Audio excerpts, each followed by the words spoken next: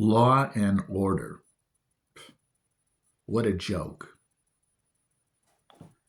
When you talk about the president weaponizing the Justice Department to look into, going after AOC, abusing the laws of the land, what is she doing? First Amendment, freedom of speech, saying that, well, she has the right to have web seminars, to advise people of their constitutional rights, their Fifth Amendment rights. What's wrong with telling people that? Why would you deny people, if you're president, the right to a trial? Because you know you're going to lose? You say that, well, it would take a lot of time. No, it wouldn't. They could line the people up in court. They could allow 10 minutes to each case, 15 minutes. Assign lots of judges.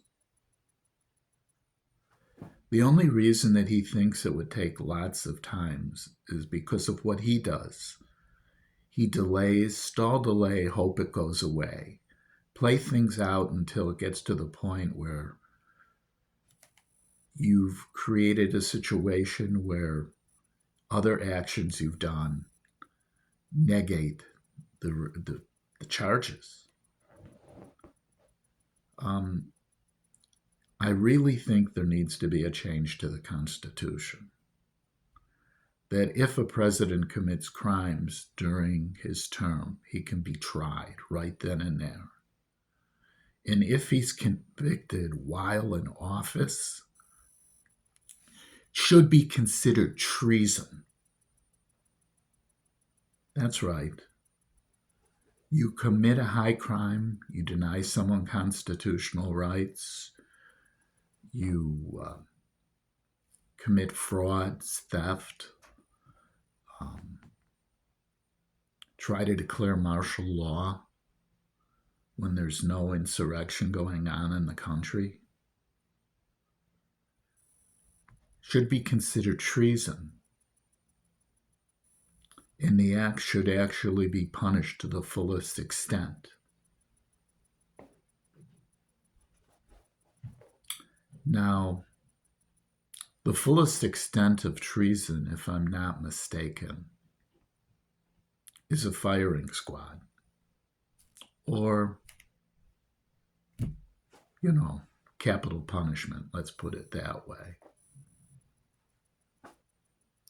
I think that would actually keep our presidents in line, keep them from committing crimes. If capital punishment is supposed to be a deterrent,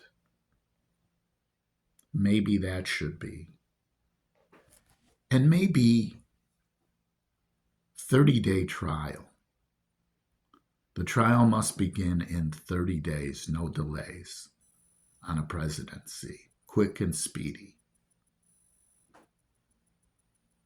Have the president fearful of the law, not just the current one, but all presidents in the future. Make it so that as you accelerate up in the government status, congressman, senator, judge, the charges become more serious because you have more power. Vice president, president, different levels of power, different levels of punishment for basically violating laws. It should all be factored into. So in other words, if you or I commit a crime, the charge and sentence should be equal. If a president commits a crime, it should be great in size. A vice president, a little smaller. Congress, a little smaller. Senate, smaller. Police officer, a little smaller. Marshal, about the same as a police officer. And these should be factors into the sentencing and the charges, so that as people gain more power, they have to act more responsible. Think about it. The end of police violence, because they would know that it would be mandatory sentencing in prison. And cops do not fare well in prison, ex-cops. Not at all. Do you think a senator would fare much better? And the type of prison shouldn't be country club prisons. Prisons equal to, regular prisons. Like, I'm in Illinois, Statesville.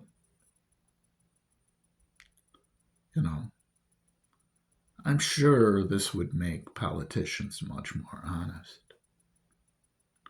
I'm sure this would make judges much more honest, knowing that a corrupt judge gets a sentence many times greater for the same crimes than people that he has sentenced in the past. Police officers knowing that if they take bribes, general population, ex-cops don't do well in prisons either. Just think about it. Make law enforcement and the government honest. Make them concerned with what's good for the people. Because any corruption comes back to them in spades. Just a thought. What do you think? I know it would make me more honest if I was a politician, make me afraid of doing anything.